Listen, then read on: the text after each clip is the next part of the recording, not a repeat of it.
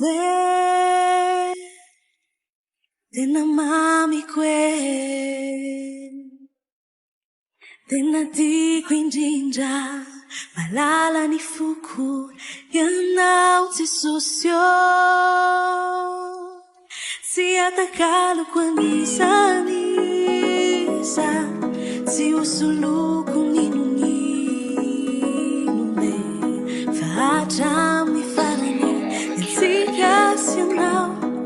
hatramin'ny farany. Isaia DJ Foko izay maminy foko ety teo omeko anao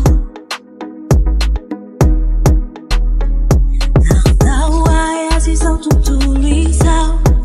zaho tsy alaminao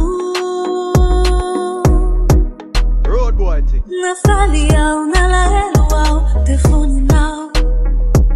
narary aho nani aho tsy nolaozanao ka inty aho mivoady faranao anao hatramin'ny farany tikanao tena mamiko tena tiako indrindra malala ny foko ianao Jesosy tsy atakaloko anisany iza tsy hosoloko ninonine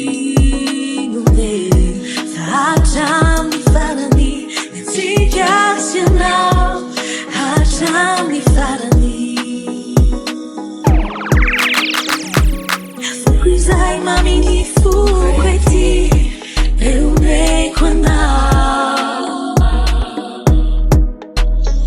nandao ay azy izao tontolo izao zaho tsy alaminao nafaly aho nalahelo aho telefoninao narary aho nandi aho tsy nolaozanao ka ity aho mivoady faranao anao hatramin'ny farany